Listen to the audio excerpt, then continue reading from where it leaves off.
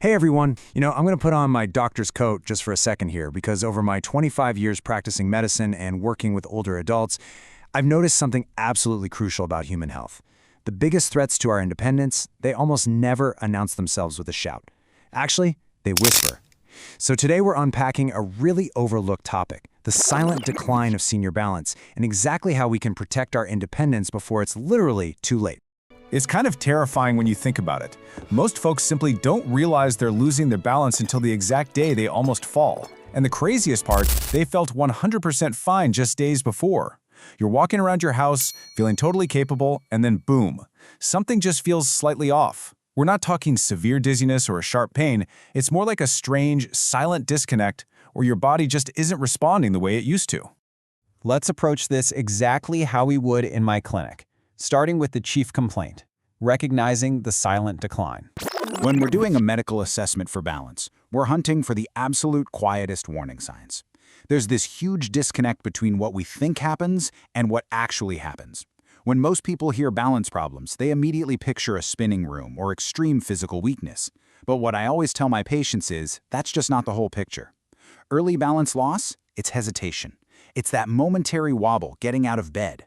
Above all, it's actually slower brain processing.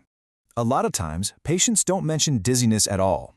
Instead, they'll sit right there on the exam table and say, "Doc, I just feel unsteady lately," or "My legs just don't feel reliable," or even, "I get incredibly nervous going down the stairs now." If you or someone you love is saying things like this, I want to validate that right here, right now. Those little changes, they matter so much more than most people realize. Moving right along to the next phase of our clinical assessment, we're taking a patient history. Let's look really closely at the subtle warning signs. So as our balance shifts even just a tiny bit, we start developing these subconscious coping habits. We didn't even realize we're doing them. Things like reacting a bit slower, reaching out to touch the hallway wall. We actually call that wall walking. Maybe you get a sudden uneasiness in a dark room because your eyes can't help you stabilize, or you find yourself deliberately avoiding stairs or occasionally missing a step. So many seniors completely brush these off because, hey, they're still driving, still living on their own. They just chalk these behaviors up to getting older. But guess what? It's not just getting older. Let's shift our focus to the pathology and understand balance for what it really is, a remarkably complex system. To understand why these subtle signs happen, you've got to realize your balance is this massive, intricate network. Your eyes, your brain, your inner ear, muscles, joints, nerves, they all have to talk to each other with absolutely perfect timing. And it's fascinating because even a microscopic glitch inside that system messes with your stability. Like, let's say the nerves in your feet lose just a tiny bit of sensitivity with age. Your brain suddenly gets weaker signals from the ground, causing your body to react a fraction of a second slower. Now that might sound like no big deal, but believe me, that split-second delay is the literal difference between catching yourself on a curb or hitting the pavement. Let's map out how this turns into a really vicious cycle. Step 1, you experience that subtle instability we just talked about. Step 2, fear and compensation kick in. You start second-guessing your movements and your confidence takes a hit. Step 3, because you're scared of falling, you naturally move less. You sit more often, you stop walking around as much. Which leads directly into Step 4, accelerated muscle loss. The muscles that keep you stable, especially in your hips and legs, start wasting away faster. This cycle quietly, brutally accelerates your decline month after month.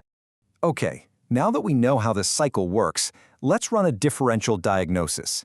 What are the hidden causes of this instability? We need to track down the medical culprits causing these sudden close calls. First up is the inner ear. It's this tiny little structure deep inside your head that acts like your body's personal gyroscope, constantly firing off signals to your brain about movement and position.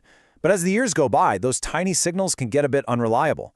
When that happens, your brain struggles to coordinate smooth movement. This brilliantly explains why some older adults suddenly feel super unsteady in a chaotic grocery store or a busy parking lot. There is just way too much motion going on around them, and it completely overwhelms that aging balance system. I hear this exact phrase all the time from my patients. "Doctor, I feel totally fine sitting down, but once I start moving, something feels wrong." That right there is a massive clue. Motion is overwhelming the system. If you or a loved one ever feel pulled to one side, or you get wobbly just turning your head quickly in the kitchen, please never, ever ignore that specific feeling. That is your body waving a red flag trying to warn you. There are 3 other major, really unexpected culprits we need to map out. First, medications. You've got to understand, your body processes drugs way differently after 60. A standard dose for blood pressure or sleep that worked fine 5 years ago might suddenly drop your blood pressure too much when you stand up or drastically slow your reflexes. Second is dehydration. We actually lose our sense of thirst as we age, but even mild dehydration seriously tanks your circulation and brain performance. And third, muscle loss. Literally, just a few winter months of sitting around can weaken your core and hips so much that they simply can't react fast enough to catch a stumble. But here is the incredibly encouraging part. Let's pivot to the treatment plan and talk about how to reclaim your independence. I want to be crystal clear about this. Balance issues are not a permanent life sentence. You don't have to just accept the decline. Simple, everyday habits, like going for a daily walk, doing gentle strength exercises to build up those hips and legs, drinking enough water, sitting down for a thorough medication review with your doctor or pharmacist, getting your vision checked. These make a massive, meaningful difference. But the absolute key here, and I cannot stress this enough as a doctor, is that you have to speak up early. Too many seniors are just deeply embarrassed to admit they feel unsteady. You've got to bring it up. Because speaking up early, that is how you stop a catastrophic chain reaction. I mean, the stakes are unimaginably high here. One bad fall after 60, especially if it means a hip fracture or a head injury, it doesn't just hurt you physically. It can permanently shrink your entire world emotionally. I've watched way too many vibrant, independent adults completely lose their confidence. They stop going outside, they stop seeing friends, they stop trusting their own bodies, all because of one unexpected fall. So, as we wrap up this medical assessment today, I want to leave you with a phrase that really captures the core essence of everything we've talked about. Your body often whispers before it screams. Yes, aging changes our bodies. That's just an unavoidable fact of life. But a sudden loss of balance, that should never ever be swept under the rug without figuring out exactly why it's happening. Which brings us to our final, provocative question. Are you paying attention to those whispers? Whether it's for yourself, a parent, your spouse, or a friend over 60, please don't wait for a dangerous fall to change everything. Take action while the warning signs are still quiet, still subtle. Thank you so much for joining me for this explainer. Take really good care of yourself, listen to your body, and I will see you next time.